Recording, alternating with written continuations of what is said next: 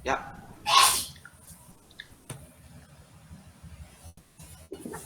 1, 2, 3, action.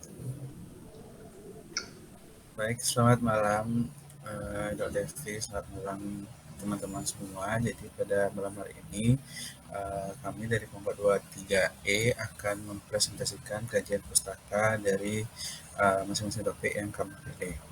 Untuk topik pertama yang mengenai orkitis pada anjing itu akan dibawakan oleh Lilisin Ina Indayani. Untuk itu waktu presentasi 10 menit.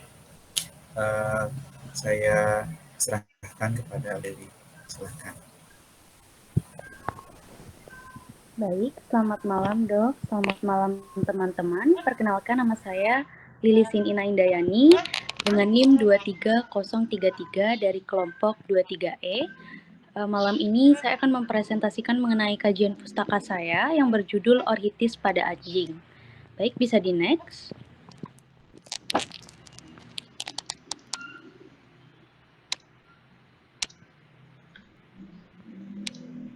Baik, sebelumnya saya akan menjelaskan mengenai pendahuluan. Orhitis merupakan peradangan yang terjadi pada testis, di mana peradangan ini bisa disebabkan karena adanya infeksi, trauma, dan juga penyakit ini jarang terjadi pada anjing dan kucing. Adapun tanda klinis dari penyakit ini dapat berupa nyeri dan pembesaran testis atau epididymis. Kemudian edema skrotum dan ekskoriasi kulit skrotum juga dapat terjadi pada penyakit ini. Untuk pemeriksaan penunjang dari pemeriksaan ini dapat dilakukan dengan ultrasonografi untuk mengidentifikasi dan mengevaluasi lebih lanjut mengenai struktur dari penyakit orhitis ini. Bisa di next. Adapun sinyalemen dari pemeriksaan ini yaitu hewan anjing, yaitu dari 3 laporan case report, di mana yang pertama itu adalah English Setter, kemudian yang kedua ada Pitbull Terrier, dan yang ketiga ada Husky. Dan untuk umurnya sendiri berkisar antara 4 sampai 6 tahun, dan untuk anamnesisnya hewan yang datang memiliki keluhan lesu, depresi, anoreksia, demam, dyspnea ringan, dan terjadi pembengkakan pada testis, kemudian keluar cairan proporsional, kemudian terjadi alopecia dan pruritus. Bisa di next. Berdasarkan pemeriksaan klinis, anjing mengalami depresi, kemudian gaya berjalannya itu kaku dan lemah, kemudian terjadi takipnia, demam, kemudian pada bagian kulit katan, penis dan tetisnya itu bengkak, kemudian untuk kencingnya itu nyeri, kemudian terasa panas, kemudian pada bagian luar dari kelaminnya itu tidak ada luka, dan anjing ini tuh mengeluarkan sekret proporsional serosanguinis yang ringan, kemudian terjadi pengerasan di sekitar pembukaan uretranya dan terjadi stang uria. Bisa di next.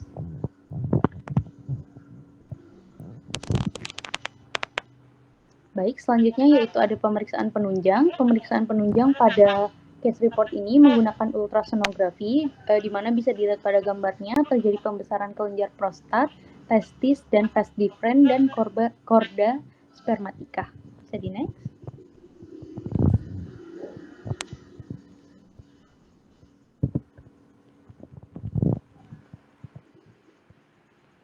Untuk pemeriksaan penunjang selanjutnya, ada pemeriksaan sitologi, di mana pada pemeriksaan ini didapatkan nukleus tunggal yang besar dan menonjol, dan sitosplasma basofilik dalam jumlah yang sedang. Kemudian terdapat sel inflamasi juga seperti neutrofil, dengan perubahan degeneratif nuklir, beberapa limfosit juga ditemukan, kemudian ada sel plasma, kemudian juga ada sejumlah besar makrofag yang mengandung intraseluler leishmania amastigot yang diamati. Bisa di next. Berdasarkan pada anamnesa, sinyalmen, pemeriksaan fisik, dan pemeriksaan penunjang, anjing pada kasus ini didapatkan diagnosa orhitis dengan prognosisnya itu Fausta, dengan kesumbuhannya kisaran 2 minggu sampai 12 bulan. Bisa di next.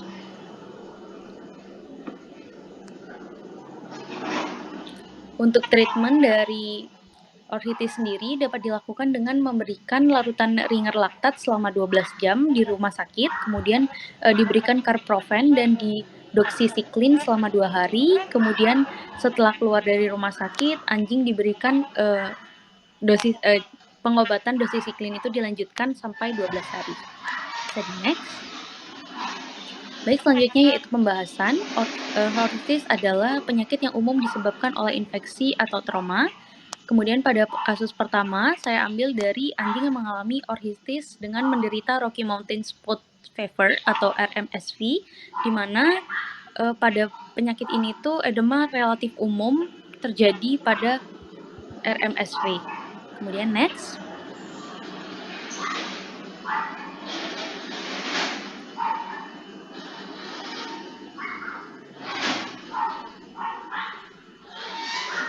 Kemudian pada kasus kedua, pada anjing kedua ini kondisi klinisnya itu membaik dan terjadi penyelesaian orhitis, balanopositis, hipertensi sistemik, dan azotemia setelah 72 jam perawatan di rumah sakit.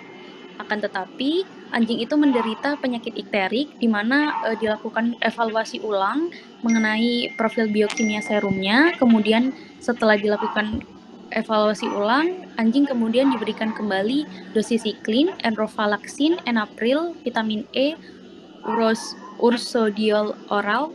Kemudian untuk kultur urinnya sendiri setelah melakukan pengobatan kembali, itu menunjukkan hasil negatif terhadap pertumbuhan bakteri. Bisa di next.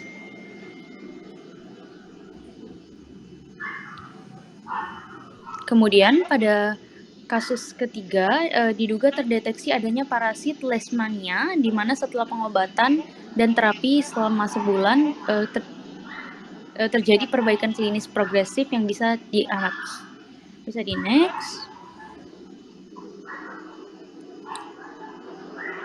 Adapun kesimpulan dari kajian artikel ini yaitu orsitis merupakan penyakit yang umum disebabkan oleh infeksi atau trauma.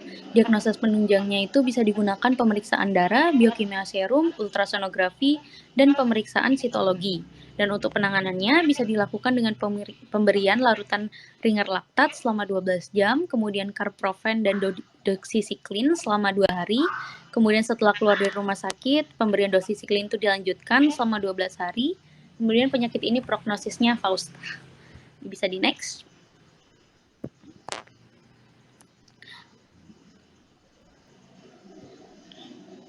Baik, adapun saran dari case report ini di mana pemilik anjing itu disarankan untuk memperhatikan perkembangan kesembuhan dari anjing kasus secara rutin. Kemudian perlu dilakukan pemeriksaan ulang ke dokter hewan untuk memastikan penyakit tidak datang kembali. Baik, bisa di next. Baik, sekian presentasi dari saya. Saya kembalikan lagi kepada Surya. Terima kasih. Baik, terima kasih atas presentasinya, Lili. Untuk itu, kita lanjut ke sesi diskusi. Bagi teman-teman yang ingin bertanya, silahkan.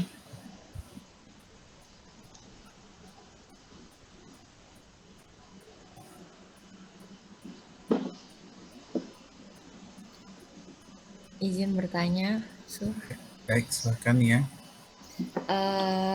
Jadi saya mau nanya soal diagnosis banding dari penyakit orkitis ini. Kira-kira apa aja penyakit-penyakit yang bisa dijadikan diagnosis banding untuk meneguhkan diagnosanya kalau ini tuh benar orkitis?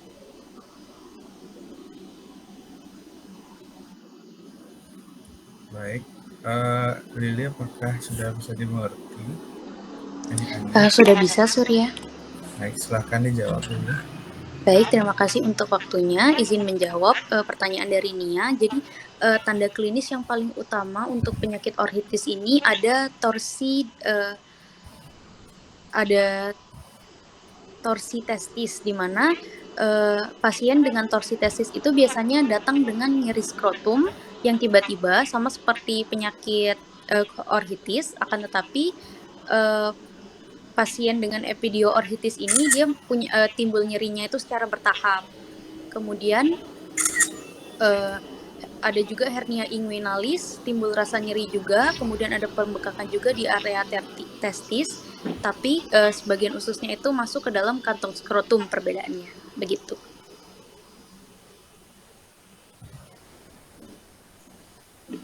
Baik. Dari ini apakah bisa dimengerti jawaban dari ini atau ada yang ingin ditanyakan lagi? Sudah cukup, terima kasih. Baik. Mungkin dari teman-teman yang lain yang ingin ditanyakan lagi. Izin bertanya, Mau bertanya. Aduh, Iya dah. ya. Divina dah. Dari Divina dulu. Oh iya. Terima kasih Surya atas waktunya. Izin bertanya kepada Lili, apakah ada tanda klinis yang spesifik pada anjing yang terinfeksi ortitis dengan Rocky Mountain Spotted Fever? Baik. Oke. Dari Lili apakah bisa langsung dijawab? Bisa Surya, terima kasih untuk pertanyaannya. Izin menjawab, jadi tanda klinis yang spesifik terjadi pada anjing yang terinfeksi ortitis dengan RMSV atau Rocky Mountain Spotted Fever ini bisa diketahui dengan adanya tanda klinis demam, kemudian ada ruam maklopapular yang terlihat pada bagian abdomen atau ekstremitas, kemudian penyakit ini itu jarang terjadi pada anjing dibandingkan dengan manusia. Kemudian terjadi juga petekia dan ekimosis, dan ini tuh terjadi 20% pada anjing. Kemudian juga terdapat selaput lendir di alat kelaminnya, matanya, dan rongga mulutnya. Mungkin itu. Baik, terima kasih Lili. Oke, that's it teman-teman Divina. Dari Anom tadi mau bertanya, silakan.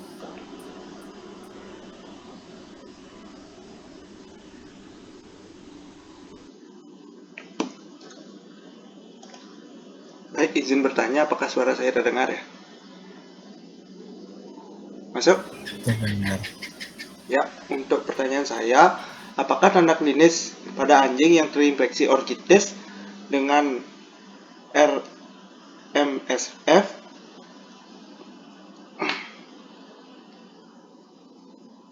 udah bisa didengar Lili? Lili bisa dimengerti pertanyaannya? Pertanyaannya tadi sudah ditanyakan oleh Divina. Oh, udah. Lalu di gini deh, tentang treatment saya mau tanyakan. Yang pertama, apa fungsi treatment yang diberikan untuk penyakit untuk ortitis?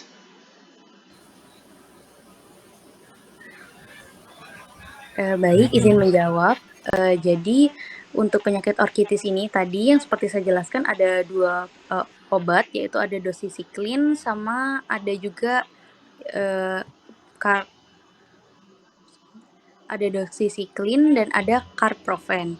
Jadi untuk carprofen ini dia itu berfungsi sebagai obat antiinflamasi, obat antiinflamasi non steroid. Kemudian untuk doxycycline-nya itu dia berfungsi sebagai antibiotik yang digunakan untuk mengobati infeksi akibat dari bakteri dan parasit tertentu.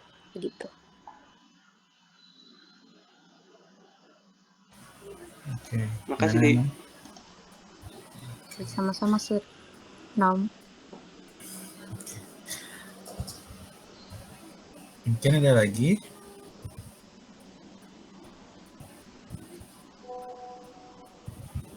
Oke, kalau tidak ada bisa dilanjut.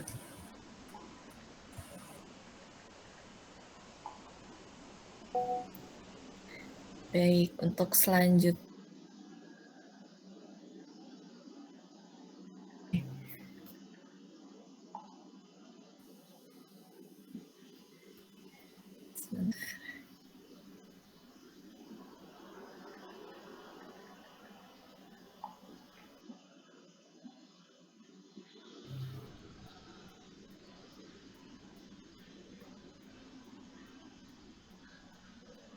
Baik, dari Surya apa sudah siap untuk presentasi, Sur? Tes. Suaranya kedengaran ya? Baik, kalau begitu Masuk, Sir. saya persilahkan. Baik, terima kasih atas waktunya nih ya. Sekali lagi selamat malam. Mbak Devi, selamat malam semuanya. Jadi saya pada malam hari ini akan membawakan kajian pustaka saya mengenai gagal ginjal kronis pada anjing. Bisa di next.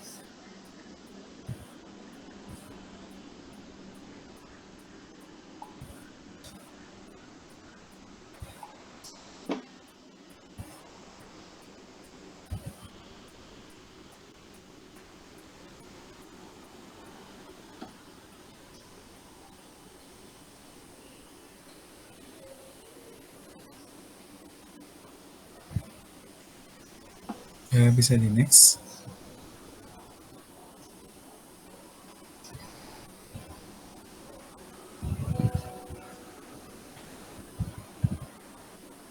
Oke. Jadi gagal ginjal kronis ini itu adalah penyakit yang dicirikan dengan lesi irreversibel atau tidak bersifat permanen pada parenkim ginjal, di mana gagal ginjal kronis ini itu ditandai dengan menurunnya fungsi ginjal. Gagal ginjal kronis ini itu lebih sering terjadi pada hewan dengan usia tua, walaupun pada usia muda maupun dewasa itu juga dapat terjadi. Kemudian manifestasi klinis itu pada stadium awal biasanya jarang terlihat. Biasanya pada stadium lanjut baru manifestasi klinis itu muncul atau terlihat. Biasanya yang muncul adalah apati, kemudian kehilangan berat badan, kelemahan, kemudian dehidrasi, emesis, poliuria, polipsia, proteinuria, tekanan darah meningkat, hypertension, dan hipoalbuminemia. Gagal ginjal kronis ini penyebabnya itu kerap tidak diketahui, tapi yang dicurigai biasanya itu ada infeksi akut, kemudian ada juga terpapar oleh bahan atau obat yang bersifat nefrotoksik. Bisa di next.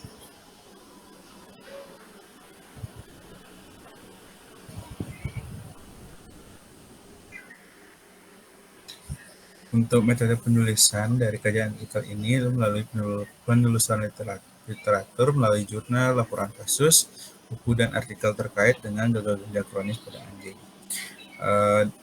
Data kemudian dikumpulkan dan dikomparasi. Next. Untuk sinyalemen dan anamnesis pada hewan yang terjangkit gagal ginjal kronis itu tidak ada predisposisi breed maupun umur, walaupun memang lebih sering usia tua seperti yang sudah saya sebutkan tadi. Biasanya itu hewan datang sudah pada stadium lanjut. Pada saat kita menganamnesis hewan yang diduga gagal ginjal kronis itu sangat perlu diperhatikan terkait dengan riwayat penyakit. Bisa saja hewan tersebut pernah menderita suatu penyakit yang diobati dengan obat-obatan yang sifatnya nefrotoksik gitu. Atau juga bisa terpapar oleh zat-zat toksik lainnya, kemudian juga bisa perlu diketahui juga riwayat penyakit mungkin infeksius dari virus maupun bakteri. Bisa next.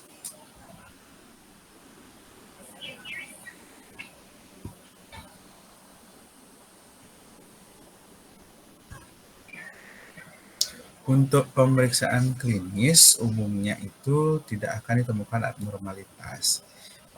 Di beberapa kasus itu yang sering terlihat pada saat pemeriksaan klinis adalah terjadi takipnea atau peningkatan frekuensi nafas. Pemeriksaan penunjang yang sering digunakan itu ada urinalisis, kemudian USG, pemeriksaan darah rutin, dan uji kimia darah. Bisa di next. Dari urinalisis itu biasanya terlihat adanya proteinemia, kemudian hematuria, bakteria, piuria, adanya glukosuria, ketonuria, bilirubinuria, dan silindruria. Kemudian dari USG biasanya terlihat kortikomedular itu hilang dengan terlihat daerah hyperechoic yang meluas di medula tersebut yang mengindikan terjadi peradangan pada ginjal. Untuk CBC itu biasanya terlihat adalah penurunan kadar hemoglobin, kemudian peningkatan jumlah leukosit atau leukositosis, kemudian trombositopenia, dan anemia.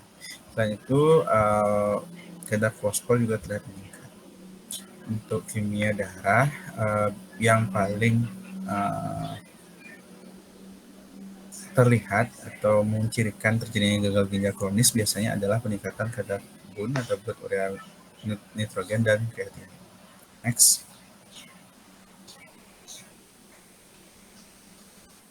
Nah, ini tadi hasil USG-nya yang ditandai dengan panah putih itu menunjukkan medulanya dengan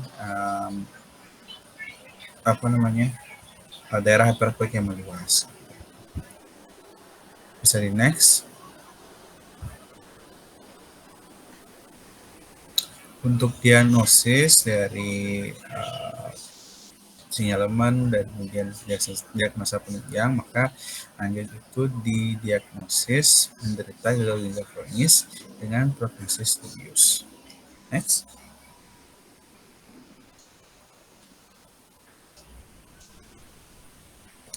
Untuk penanganannya biasanya itu diberikan ACE inhibitor seperti benazepril dan enalapril. Kemudian juga bisa dikombinasikan dengan CA blocker yaitu amlodipin. Dan juga bisa diberikan terapi suportif dengan memberikan omega 3 yang bersifat nephroprotectant. Selain itu juga kita bisa bantu melalui manajemen diet yang mana kita berikan pakan khusus perawatan sistem urinaria. Next.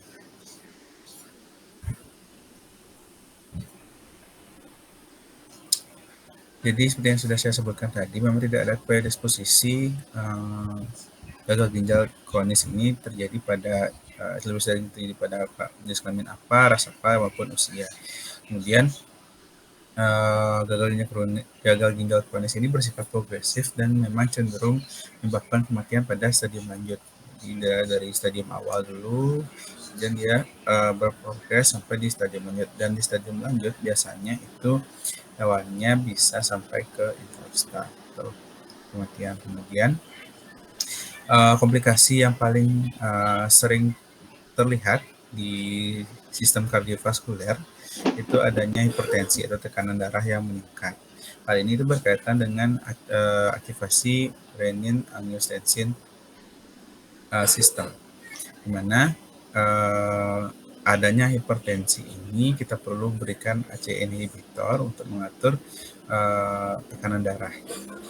Dan itu pengaturan diet tadi itu dimaksudkan untuk meningkatkan kualitas hidup, karena memang yang sudah saya sebutkan di awal tadi, gagal ginjal kronis ini lesinya irreversible atau tidak bisa kembali sembuh. Jadi hal yang bisa kita berikan hanyalah terapi yang bersifat suportif untuk meningkatkan kualitas hidup dari pasien tersebut. Next.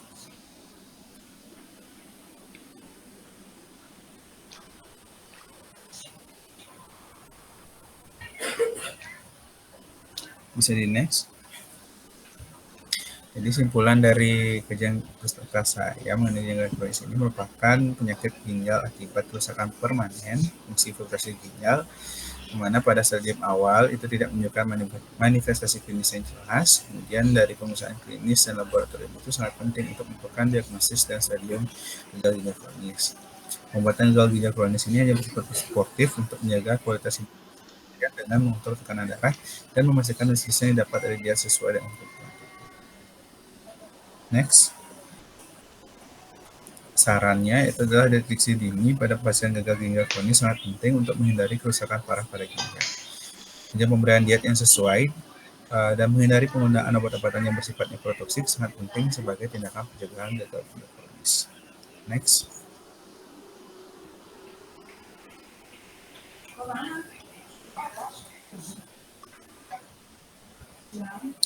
Baik, sekian presentasi yang dapat saya sampaikan. Saya kembalikan lagi ke moderator. Terima kasih.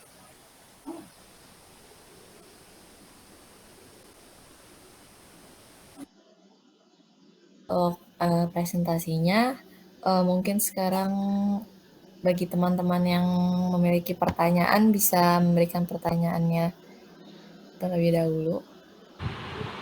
Baik, izin bertanya. Ya, silakan Lili. Baik, kenapa pada GGK ini diperlukan terapi dengan ACE inhibitor gitu? Terima kasih. Baik, dari Surya, Pak, pertanyaannya sudah jelas? Sudah jelas. Baik, saya akan mencoba menjawab. Kenapa pada pasien gagal ginjal kronis ini diperlukan terapi menggunakan ACE inhibitor? Karena memang gagal ginjal kronis atau menurunnya fungsi filtrasi ginjal ini menyebabkan protein darah atau albumin itu dia tidak tersaring atau dia lolos dari ginjal tersebut, sehingga jadilah hipoalbuminemia. Nah, dari hipoalbuminemia itu dia akan mengarah kepada peningkatan tekanan darah. Kenapa demikian? Karena albumin di dalam darah itu berfungsi untuk kontrol tekanan darah. Ketika albuminnya itu kurang atau tidak pada ambang batas normal, tubuh itu akan merespons sebagai tindakan kompensasi, sehingga yang seharusnya tekanan darahnya tidak sedemikian tinggi, tubuh akan merespon hal tersebut untuk meningkatkan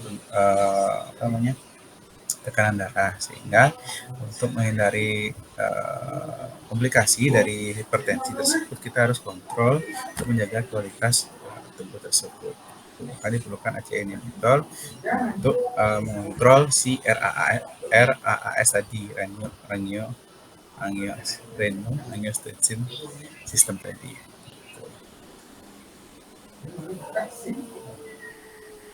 Ya, apa jawabannya sudah jelas?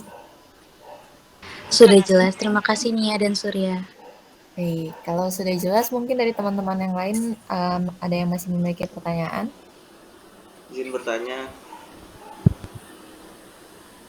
Tes. Apakah suara saya terdengar? Terdengar. Baik. Untuk pertanyaan saya, di GGK ini kenapa di prognosisnya itu dubious? Apakah Surya bisa menjelaskannya? Terima kasih. Mungkin langsung bisa dijawab sama Surya. Oke, kenapa di gagal ginjal kronis ini prognosisnya dubious atau ragu-ragu? Hal ini itu disebabkan oleh lesi yang dihasilkan dari gagal ginjal kronis ini. Seperti yang sudah saya sebutkan tadi, lesi itu bersifat irreversible atau tidak bisa kembali. Jadi ketika hewan itu sudah mengalami gagal ginjal kronis, penurunan fungsi ginjal, maka kita tidak bisa mengembalikan fungsi ginjal tersebut, hanya bisa memberikan terapi yang bersifat suportif untuk menjaga kualitas hidupnya. Makanya prognosisnya bagus. Untuk Anom, apakah jawabannya sudah cukup jelas? Sudah Nia, makasih ya Surya Nia. Oke. Lagi mungkin dari teman-teman yang lain?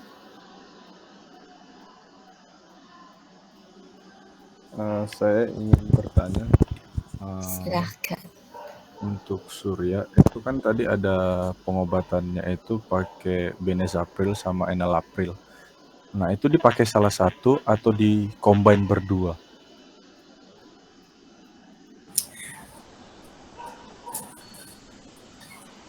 Apa bisa saya jawab? Ya, saya izin menjawab. Jadi apakah di combine berdua atau tidak? Jawabannya tidak, karena mereka bisa digunakan salah satu, gitu. Bisa benazepril atau enalapril, itu tuh hanya beda generasi saja. Kalau tidak salah sih yang terbaru sih benazepril Kak, gitu. Jadi enalapril dulu keluar, kemudian ada benazepril yang bersifat agonis atau sinergis. Bersifat sinergis itu bisa dikomunikasikan dengan CA blocker tadi, amlodipine. Jadi yang apakah benazepril atau enalapril itu digabung? Jawabannya tidak, bisa dipilih salah satu. Baik, terima kasih Nia, terima kasih Surya.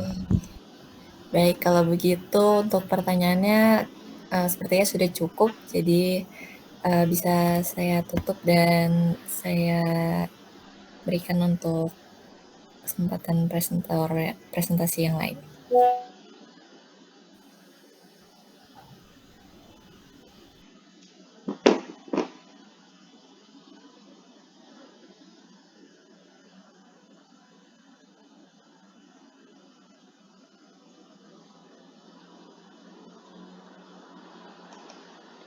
Baik, selanjutnya adalah presentasi dari saudara Nia. Apakah PPT-nya bisa disiapkan?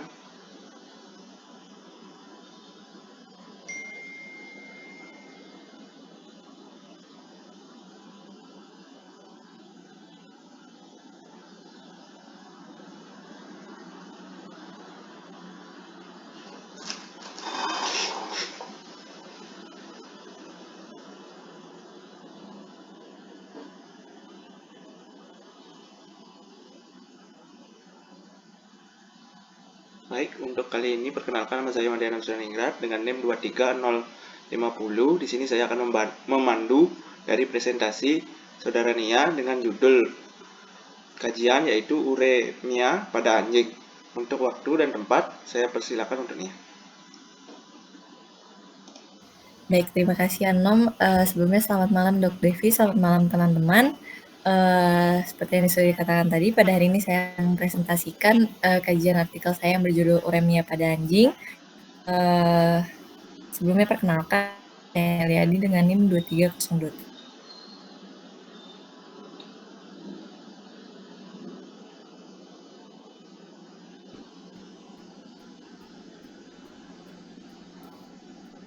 Baik, sebagai pendahuluan, uremia merupakan sindrom toksik insufis. Ya, uremia sendiri merupakan istilah medis untuk kadar urea yang berlebihan. Terjadinya uremia ini biasanya adalah karena hilangnya jaringan fungsional dari ginjal. Mati antara gerakan yang tidak terkoordinasi, ataxia, kejang, oliguria, anuria, atau poliuria. Untuk sinyalmen dari kajian ini adalah terdapat 2 hewan kasus. Yang pertama adalah 2 ekor anjing ras Doberman tahun dan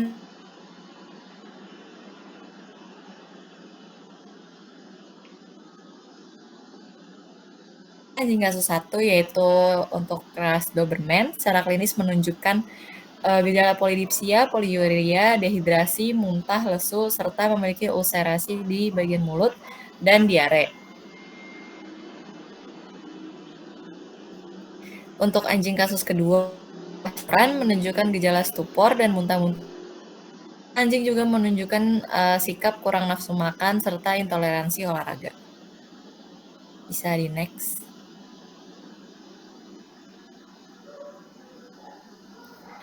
Dari hasil kasus pertama ditemukan adanya keadaan polidipsia dan poliuria, dan anjing menunjukkan gejala muntah serta ulserasi pada mulutnya. Untuk anjing kasus kedua,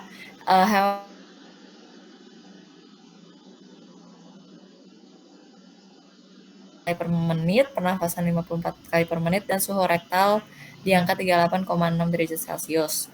Untuk skor 7%, dan otot kedua menunjukkan atrofi pada saat dipalpasi, serta auskultasi toraks menunjukkan murmur pada jantung.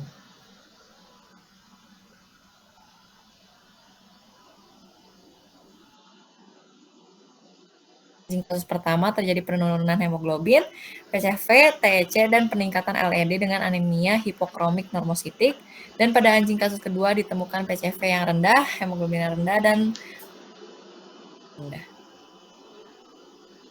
Untuk pemeriksaan penunjang yang kedua dilakukan uji biokimia darah, di mana parameter biokimia darah anjing kasus pertama menunjukkan kadar BUN dan kreatinin serum yang tinggi, dan pada anjing kasus kedua terjadi peningkatan BUN, peningkatan kreatinin, aspartat aminotransferase, dan bilirubin total, serta hipoalbumenia dan hiperfosfatemia yang tercatat. Next.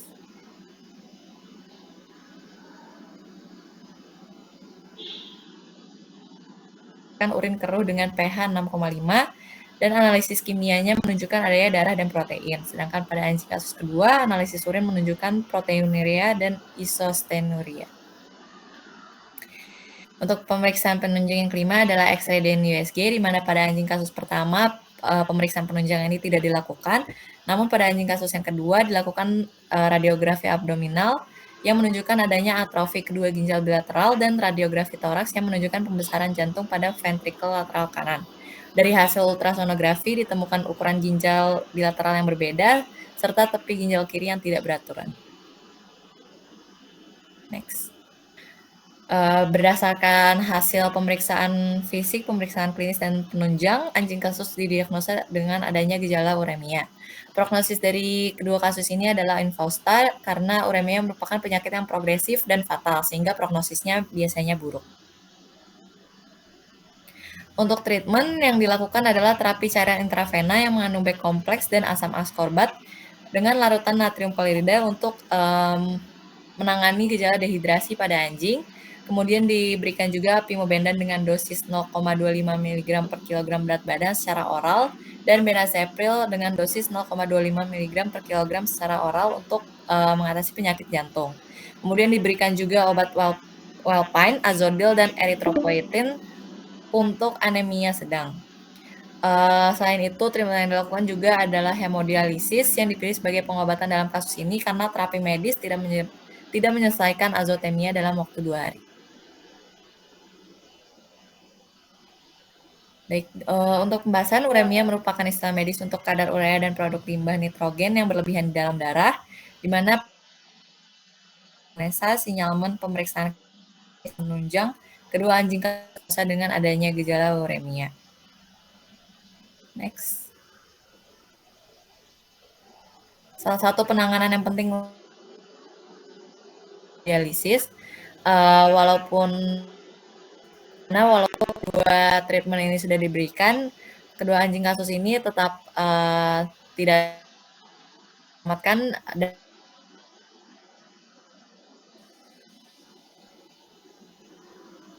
Next.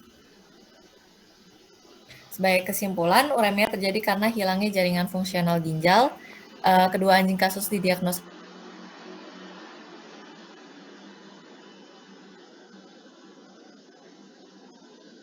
cairan dan hesis. Sebagai saran, karena prognosis ini bergantung pada penyebab, tingkat kerusakan, dan penyakit yang ada.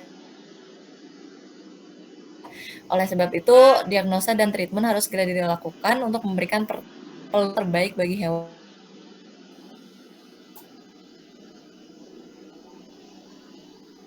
Baik, sekian dari presentasi saya. Terima kasih kepada moderator.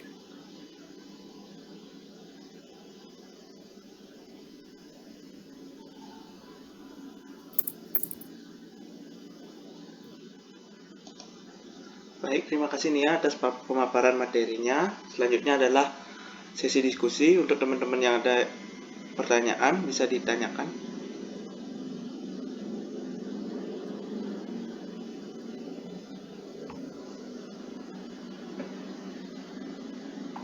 Izin bertanya. Ya, Divina. Baik, saya izin bertanya kepada Nia. Apa itu azotemia dan apa hubungannya dengan terjadinya uremia? Baik, mungkin bisa langsung saya jawab pertanyaannya. Untuk azotemia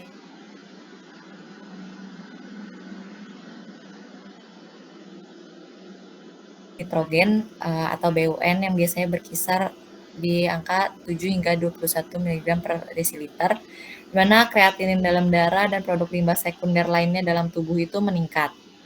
Jadi azotemia ini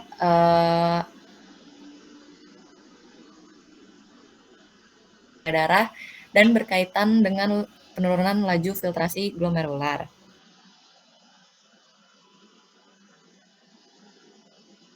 Karena nitrogen yang disebabkan oleh ketidakmampuan sistem ginjal untuk menyaring produk limbah ini tidak mencukupi, sehingga azotemia ini merupakan ciri cedera ginjal akut atau kronis dan menyoroti peran dari diagnosis dan pengelolaan dari gejala uremia.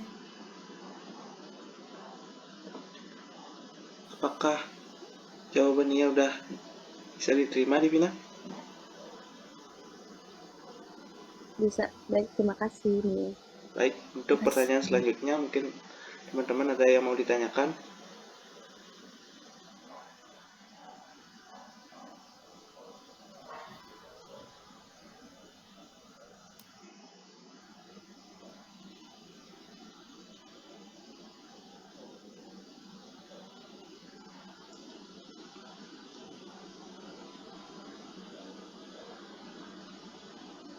Apakah dari teman-teman ada pertanyaan lagi? Atau sudah pas?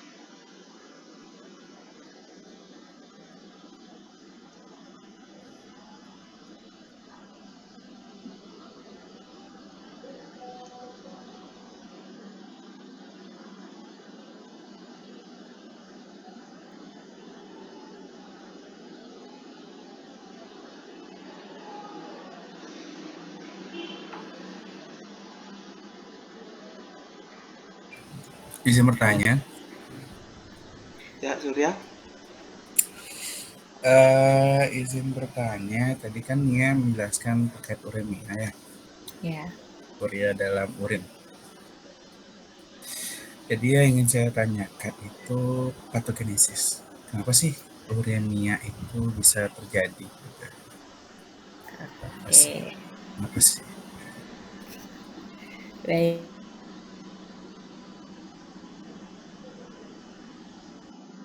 Tadi adanya kerusakan dari fungsi ginjal, di mana ginjal ini kan bertugas untuk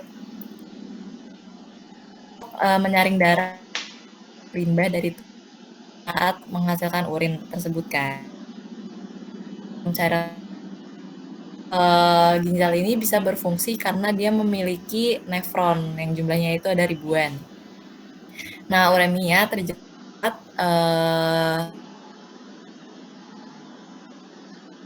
ini hilang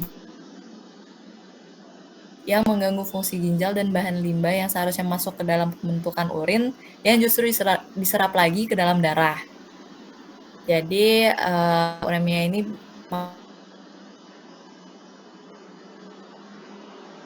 dan menimbulkan tanda-tanda klinis uremia.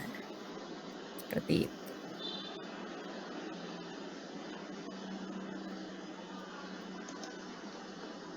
Apakah jawabannya bisa diterima, Sur? Ya, walaupun tersendat-sendat, dapatlah intinya. Baik, Ya terima maaf ya, kasih. mungkin sinyal saya agak jelek. Untuk selanjutnya, apakah teman-teman ada pertanyaan lagi?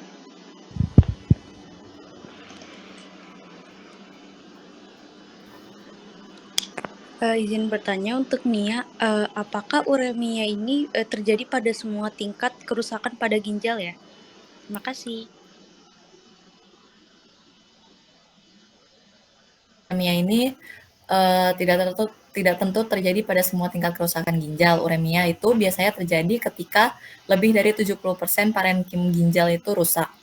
Makanya tadi salah satu yang penting untuk di leukemia karena dari gagal ginjal yang tidak sensitif gitu.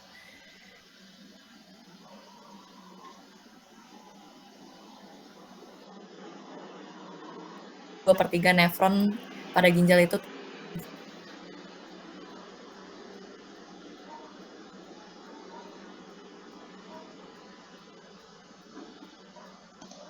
Sudah, Nia? ya.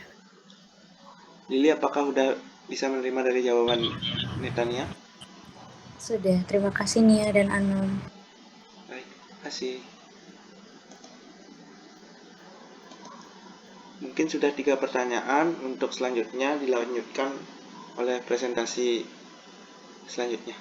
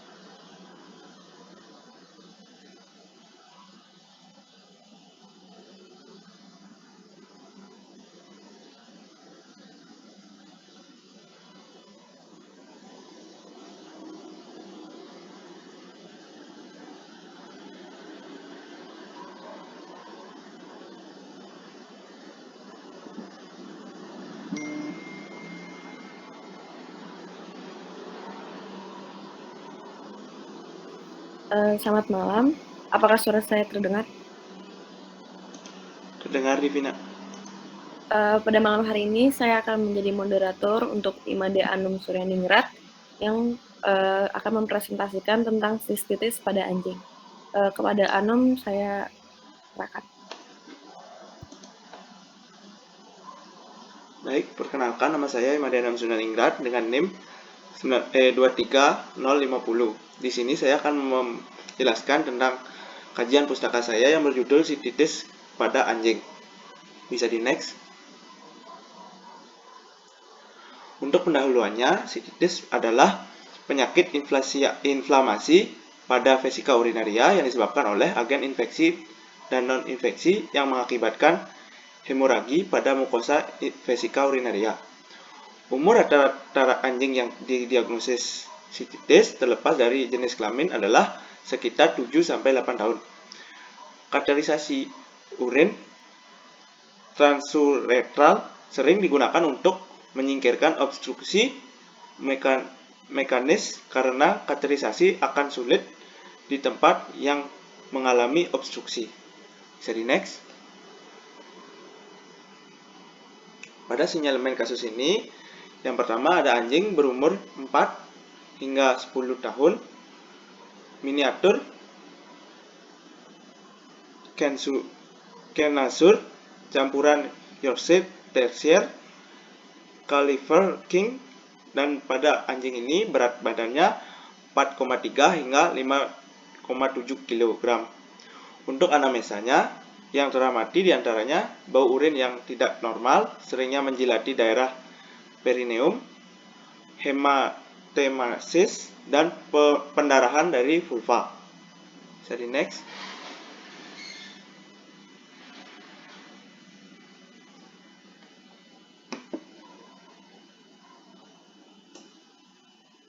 Untuk pemeriksaan fisiknya, anjing mengalami dehidrasi 5% dengan keluarnya cairan vulva hemoragi dan kandung kemih yang besar dan keras.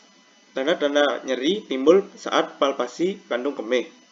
Untuk pemeriksaan penunjangnya dilakukan radiografi dan ultrasonografi. Bisa di next.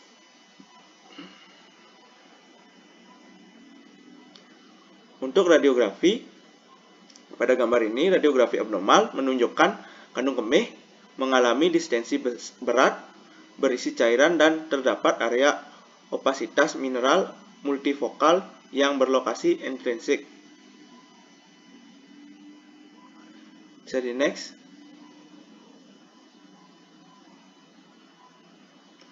Untuk ultrasonografinya, pada gambar A, ultrasonografi daerah apikal kandung kemih yang menunjukkan penebalan dinding kandung kemih secara ensentrik.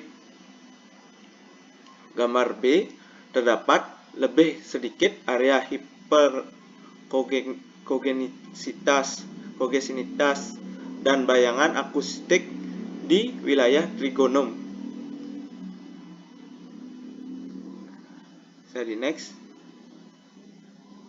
Nah, untuk diagnosis dan prognosis, berdasarkan pengamatan sinyalemen, anamnesis, tanda klinis, dan pemeriksaan fisik, serta pemeriksaan penunjang, diagnosis dari penyakit ini adalah sistitis, dan prognosisnya yaitu Fausta.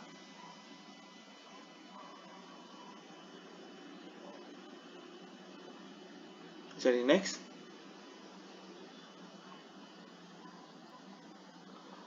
Untuk treatment dari kasus ini, anjing kasus ditreatment dengan asam amoxicillin clavulanat selama 3 minggu, meloxicam selama 3 minggu, petonason pilusifat selama 5 minggu, dan amitriptyline selama 6 minggu dengan resolusi tanda-tanda klinis.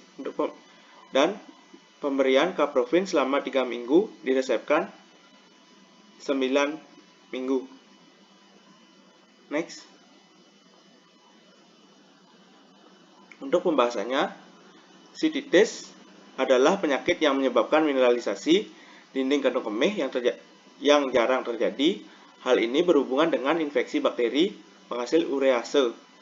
Ciri-ciri klinis dengan sistitis termasuk disuria, hematuria yang dapat dideteksi secara makroskopik, keluarnya batu kecil melalui uretra.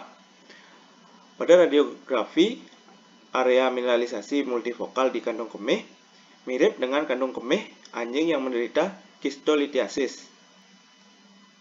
Bisa di next. Untuk ultrasonografi lebih sensitif dibandingkan radiografi untuk diagnosis kistitis. Pita heparechoic diamati secara ultrasonografi yang mencangkup lumen kandung kemih.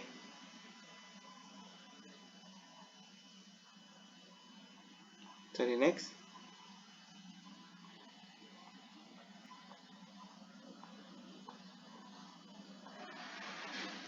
Untuk simpulannya, kistitis adalah penyakit inflamasi pada vesika urinaria yang disebabkan oleh agen infeksi dan non-infeksi yang mengakibatkan hemoragi pada mukosa vesika urinaria.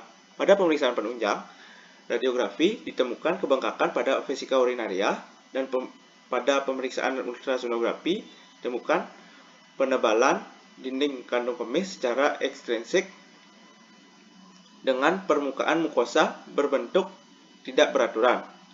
Treatment yang dilakukan anjing penderita kistitis yaitu melakukan pengobatan bila penyakit tidak terlalu parah. Jika terlalu parah, tindakan yang perlu dilakukan yaitu tindakan pembedahan.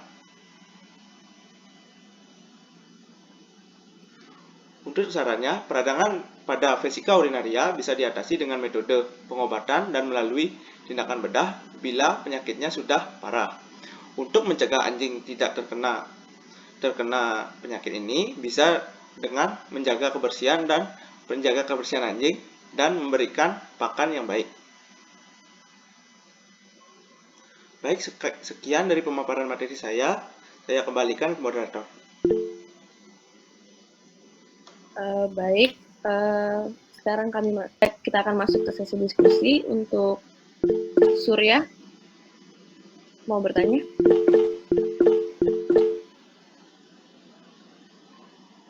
Surya dulu atau Karenaldi dulu? Boleh. Surya mungkin dulu.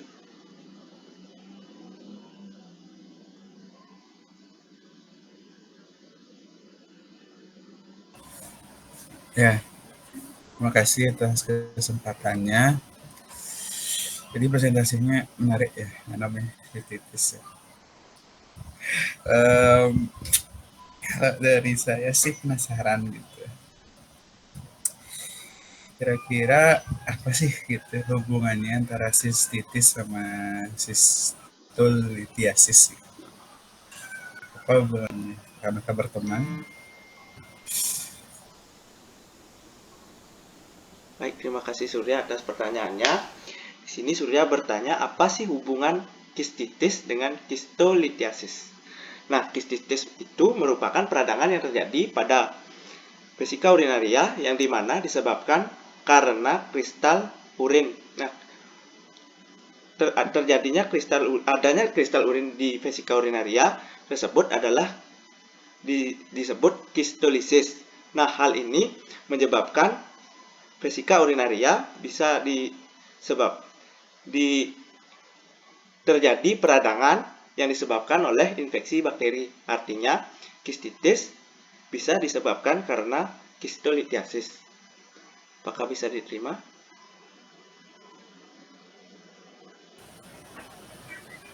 Berarti kistolithiasis dulu, baru nanti bisa jadi sistitis gitu. Ya, menurut dari sumber yang saya baca, begitu Surya. Sip. Terima kasih. Baik, untuk penanya selanjutnya, saya persilakan ke Karenaldi. Baik, terima kasih moderator. Saya ingin bertanya, Anom, kenapa sistitis ini lebih rentan menyerang betina, lebih sering menyerang anjing betina ya daripada anjing jantan? Padahal kan kalau dipikir-pikir anjing jantan yang punya penis yang biasanya tersumbat gitu, nggak bisa kencing. Kenapa malah sistitis ini jatuhnya seringnya ke betina? Terima kasih. Baik, terima kasih pertanyaannya Kakak Ri. Di sini saya izin menjawab dari mengapa kasus kistitis sering menyerang anjing betina. Dari sumber yang saya dapat, karena dari bentuk anatomi uretra anjing betina yang jauh lebih pendek daripada uretra anjing jantan, sehingga kemungkinan terjadinya perjalanan infeksi dari saluran kandung kemih bagian bawah ke atas dapat terjadi lebih mudah dan cepat.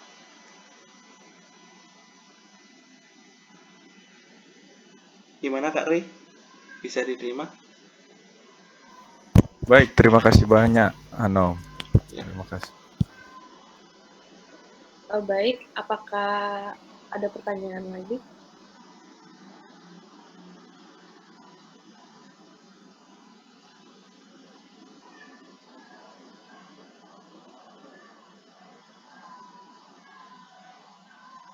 Tidak ada pertanyaan lagi?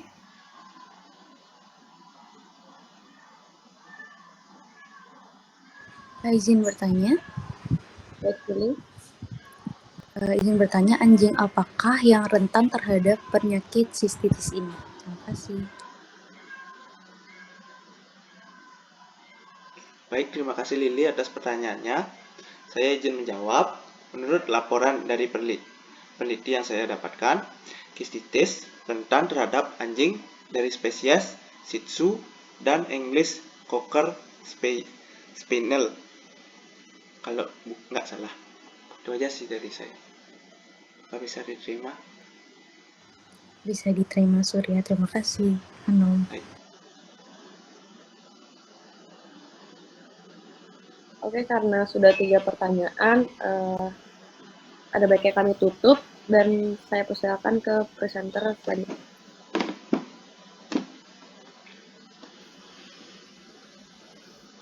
Baik, untuk presenter selanjutnya itu ada Divina Aviela. Jadi saya sebagai moderatornya, tolong untuk Divi mempersiapkan PPT-nya.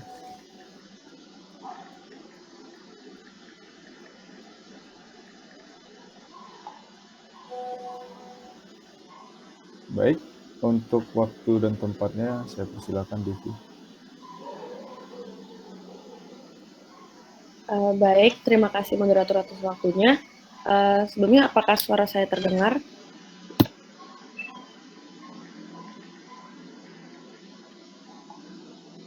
Jelas Divi. Lanjut. Baik, terima kasih. Sebelumnya selamat malam Dok Devi dan teman-teman. Perkenalkan, nama saya Divina Gracia Aviela Simanjuntak dengan NIM 23096111056. Pada malam ini saya akan mempresentasikan mengenai amiloidosis ginjal pada anjing. Next.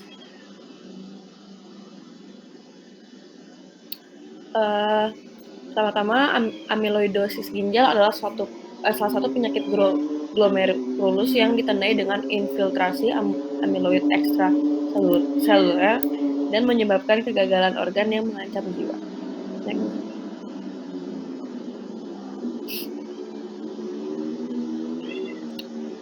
Untuk case report yang saya ambil, adapun sinyalmen yaitu 2 anjing Shar-Pei dan seekor anjing Beagle yang rentang umur 7-8 tahun.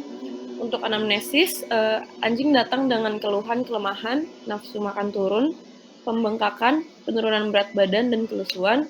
Kemudian anjing Beagle datang dengan keluhan adanya depresi, anoreksia, dan juga muntah. Next.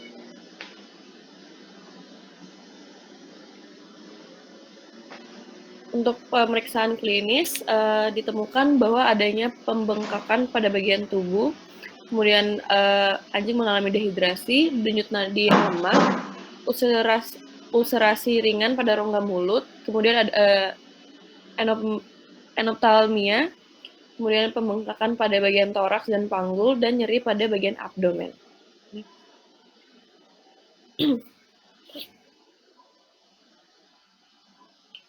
Selanjutnya, pemeriksaan penunjang. Yang pertama ada CBC. CBC ini hanya dilakukan oleh salah satu hewan kasus yang mendapatkan hasil anemia non-regeneratif ringan dengan nilai hematokrit 26,7%.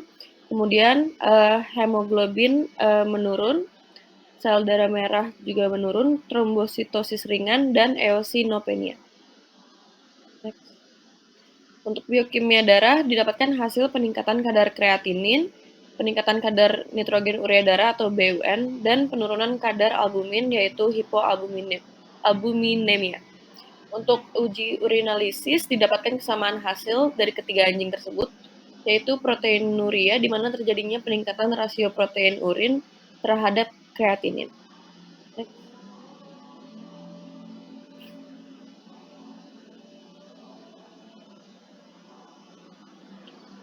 Kemudian pemeriksaan penunjang USG ditemukan renomegali ringan dengan korteks ginjal hiperkoik dan tanda tepi medular hiperkoik di ginjal bilateral. Pada gambar 1 ditemukan yaitu USG abdomen, korteks ginjal hiperkoik dan tanda tepi medular hiperekoik diidentifikasi pada pembesaran ginjal bilateral.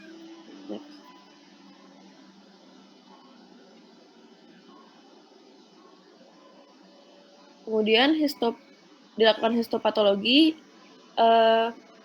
ditemukan glomeruli secara nyata meluas secara difus oleh eosinofilik yang melimpah yang ditafsirkan sebagai amiloid. Oleh karena itu terkonfirmasi adanya amiloidosis glomerulus ginjal.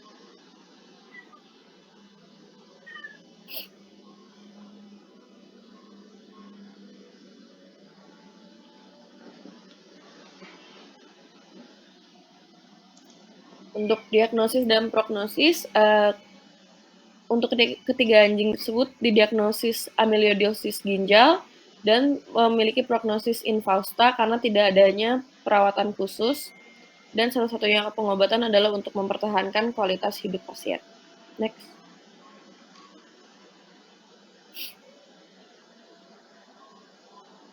Untuk penanganannya diberi treatment enalapril, colchicine, dan anjing diberi pakan rendah protein, natrium, dan fosfor.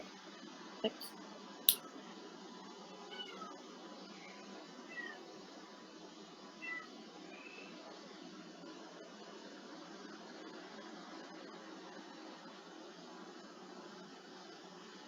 Untuk pembahasan adapun amiloidosis disebabkan oleh deposisi ekstraseluler agregat protein fibrillar amorf, diagnosa, anamnesa, sinyalmen, pemeriksaan klinis, dan pemeriksaan penunjang berupa complete blood count, biokimia darah, urinalisis, ultrasonografi, dan histopatologi, dan didapatkan diagnosis amiloidosis ginjal. Untuk penanganannya diberikan enalapril, colchicine, dan anjing diberi pakan rendah protein, natrium, dan fosfor. Apabila beberapa anjing dilihat tidak ada perkembangan dalam pengobatan dan pada akhirnya diutanasia.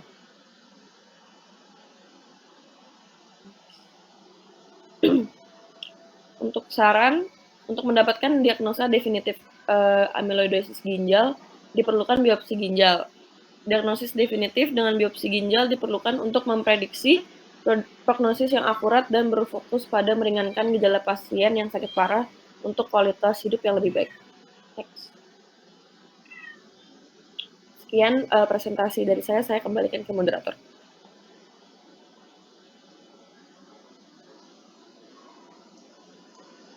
Baik, presentasinya bagus, Diviana. Mungkin dari teman-teman ada yang mau bertanya? Vina, Kak. Saya mau bertanya.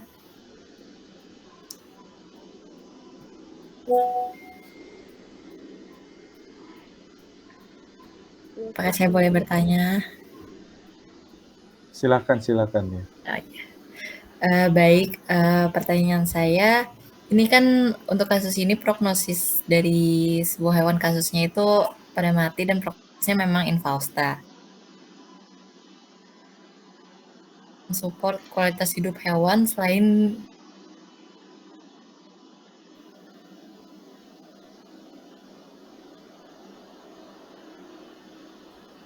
maaf nih, apakah diulang pertanyaannya? Baik, jadi kan karena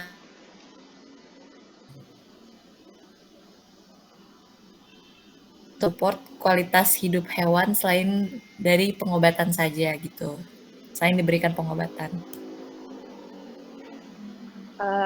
izinkan saya mengulang. Tadi pertanyaannya itu maksudnya karena prognosisnya infausta, apa treatment selain pengobatannya gitu ya?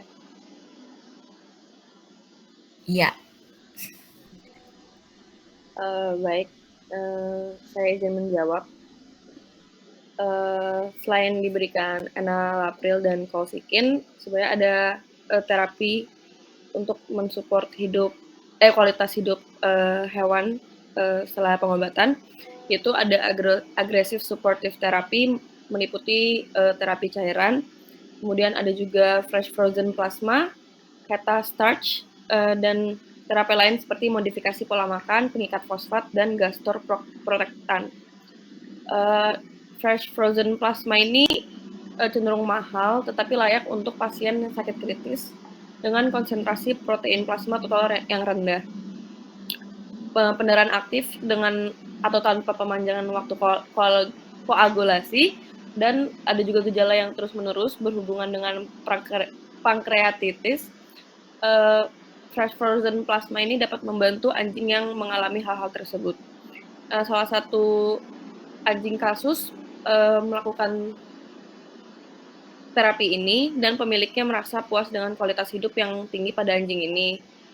Anjingnya kemudian menunjukkan nafsu makan dan aktivitas yang baik dengan perawatan suportif selama 3 bulan. Setelah itu anjing dieutanasi. Apakah bisa diterima jawabannya?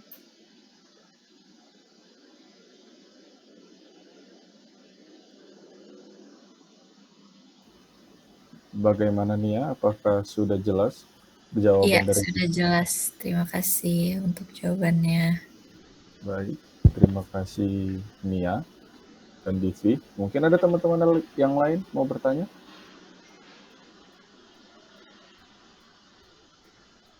Mungkin Surya. Izin bertanya. Silakan Surya. Saya izin bertanya, Divi, apa sih yang menyebabkan anjing itu dapat terkena amilioidosis?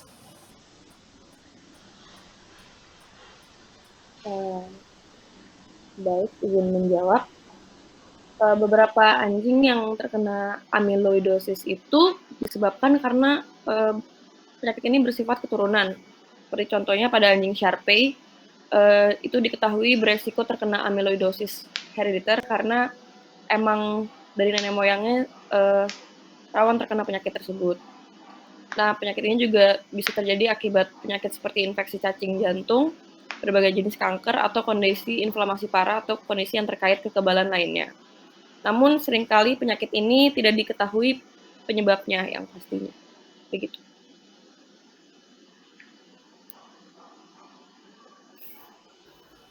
Apakah sudah cukup jelas Surya? Jelas. Terima kasih Divi. Baik, untuk teman-teman selanjutnya ada yang mau bertanya?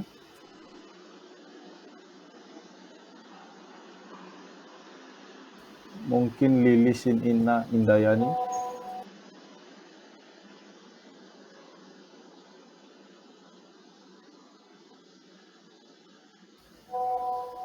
Anom, mungkin Anom.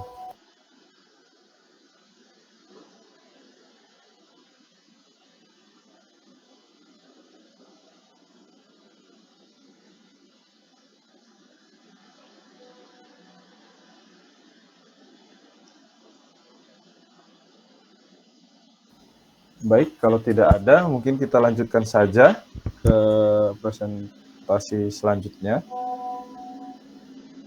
Saya kembalikan ke Ketua Kelompok Adi Surya.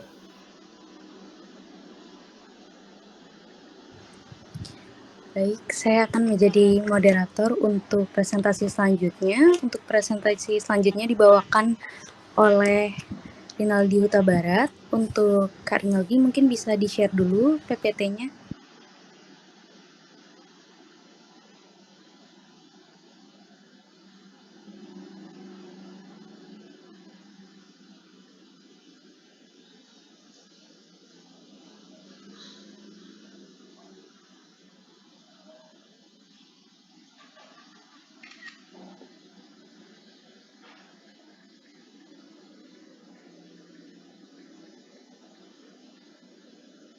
Baik, bisa di-share screen dulu. Oke. Baik, pada malam hari ini Rinaldi Huta Barat akan mempresentasikan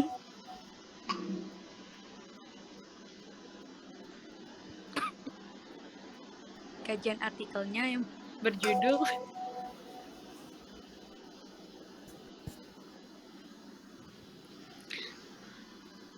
baik untuk Rinaldi.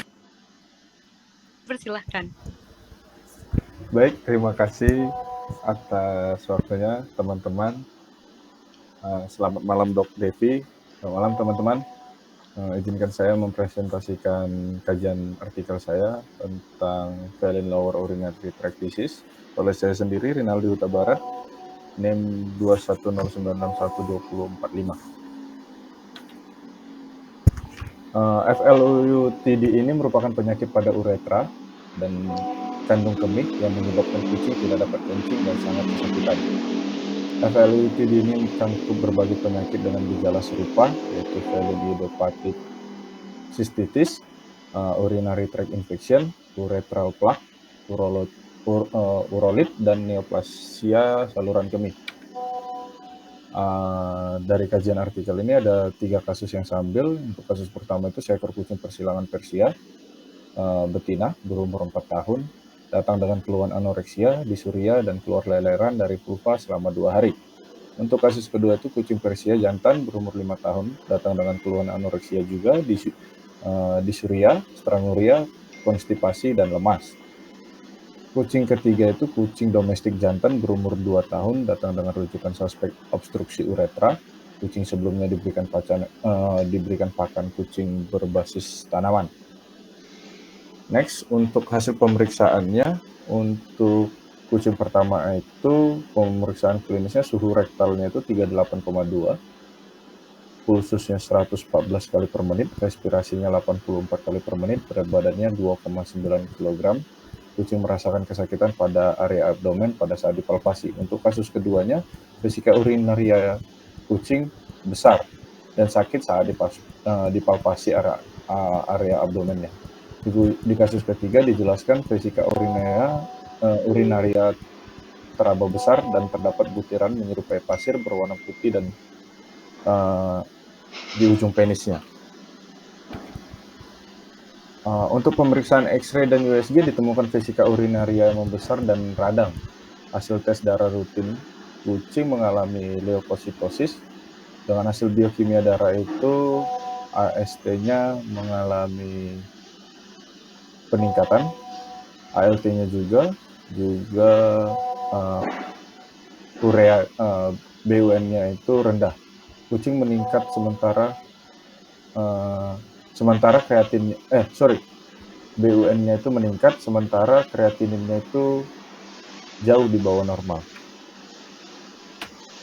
Untuk pemeriksaan penunjang kasus kedua itu dilakukan CBC, dia leukositosis ringan 20,5 sampai dikali 10 pangkat 3 dengan referensinya itu 3,8 kali 10 pangkat 3. Dengan neutrofilia itu 18,655. Juga analisis biokimia serum menunjukkan azotemia berat. Dengan tes untuk virus leukemia kucing dan virus imunodefisiensi kucing menunjukkan negatif. Untuk urinalisis menunjukkan pH-nya 7,0 dan tidak adanya kristal urea. Dilakukan juga kultur bakteri dan didapatkan bahwa bakteri methicillin resistant Staphylococcus pseudointermedius dan Enterococcus faecalis. Kedua bakteri tersebut resisten terhadap amoxicillin clavunalat, ampicillin, azithromycin, cefotaxime, dan teman-temannya.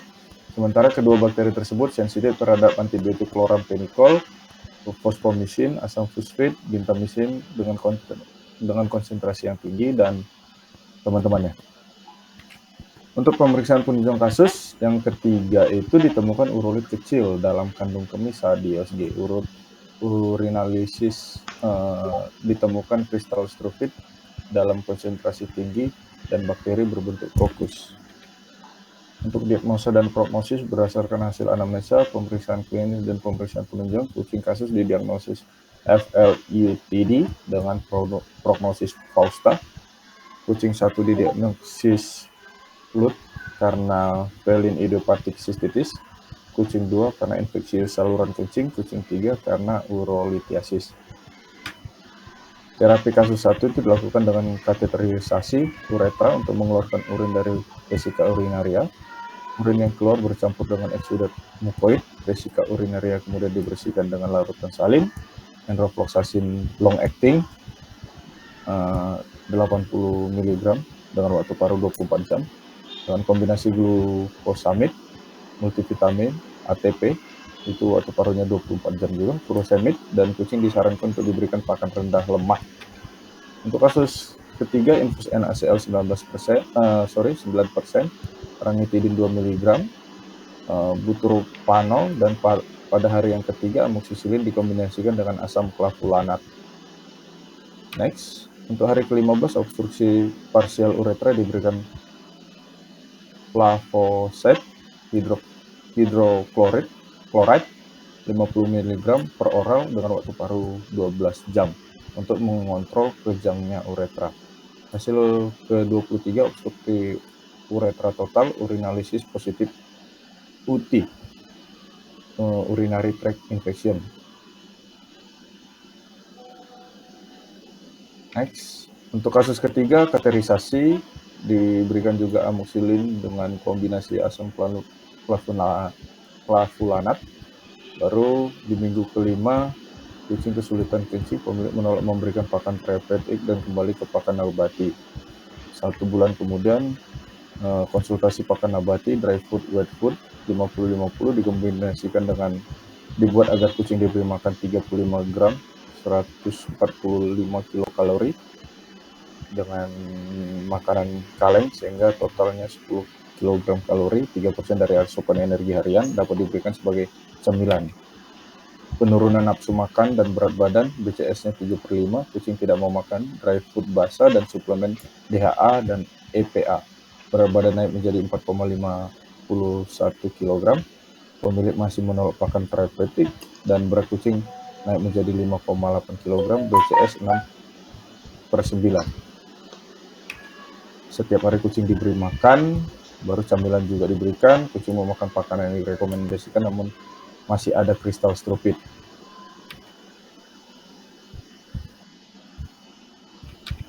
Untuk sebagai pembahasannya, gejala klinis flut ini paling umum adalah disuria yang kemudian diikuti dengan stranguria.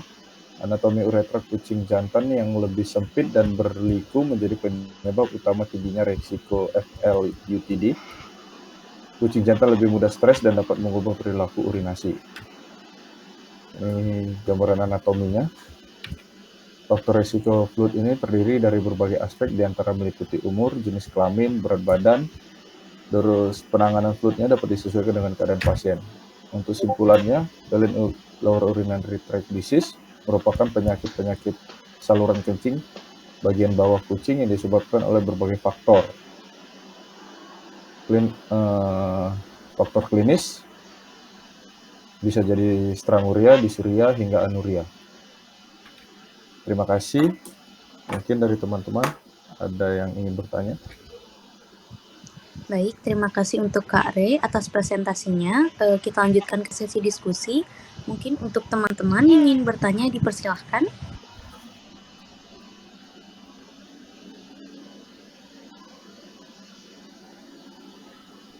Apakah ada yang ingin bertanya dari teman-teman?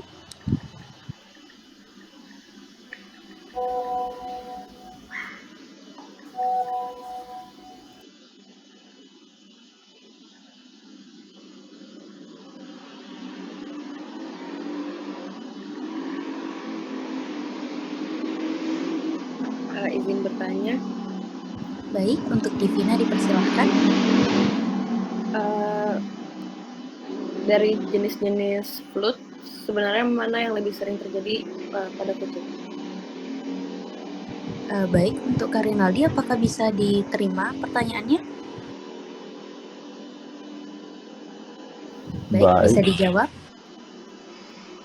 Untuk dari kasus-kasus tersebut biasanya felin infectious FIC lebih sering ditemukan, lebih mendominasi di kasus FLIUTD ini. Jadi karena penyebabnya penyebab pastinya tidak diketahui, tapi tidak diketahui pasti, namun disinyalir lebih disebabkan oleh manajemen pemeliharaan. Kucing stres biasanya juga membuat kucing mengalami FIC. Terima kasih, Divi. Baik, apakah Divina bisa diterima jawabannya? Bisa. Terima kasih, Kare. Baik, untuk teman-teman, apakah ada yang ingin bertanya lagi? Izin bertanya. Baik, untuk Anom dipersilahkan. Baik. Izin bertanya Kakak Ri. Pertanyaan saya, kucing umur berapa biasanya yang sering terkena flu? Terima kasih.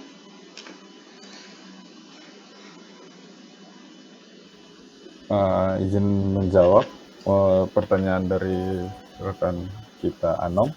Untuk umur kucingnya itu biasanya berkisar dari 1 sampai 5 tahun.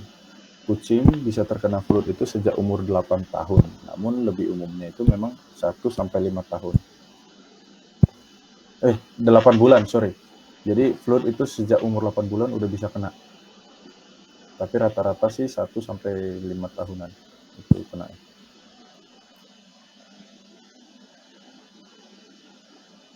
Dari Anom, apakah bisa diterima jawabannya?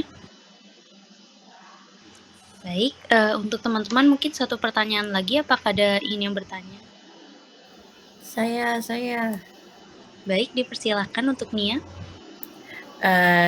Oke, terima kasih. Jadi pertanyaan dari saya adalah yang diberikan pada kucing itu bisa mempengaruhi terjadinya urolit. Mungkin boleh diulang nih ya pertanyaannya. Pertanyaannya, bagaimana pakan yang diberikan kepada kucing itu bisa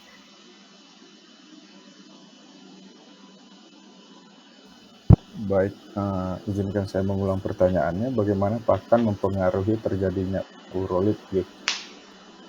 Saya ingin mencoba menjawab.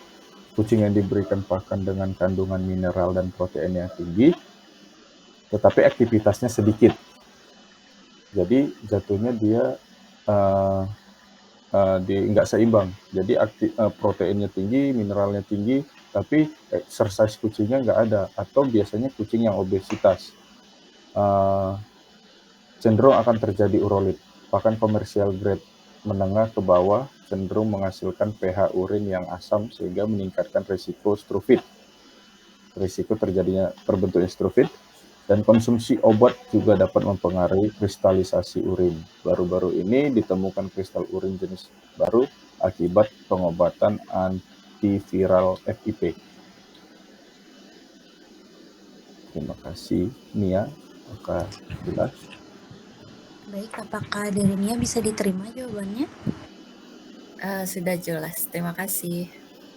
Baik, karena sudah 3 penanya, maka saya tutup sesi diskusi malam hari ini dan sesi presentasi juga. Untuk teman-teman, terima kasih. Baik, terima kasih Mbak Devi, terima kasih teman-teman. Kami tutup dengan Palam Santi, Om Santi, Santi Om. Assalamualaikum warahmatullahi wabarakatuh. Shalom, Namo Buddhaya, Salam.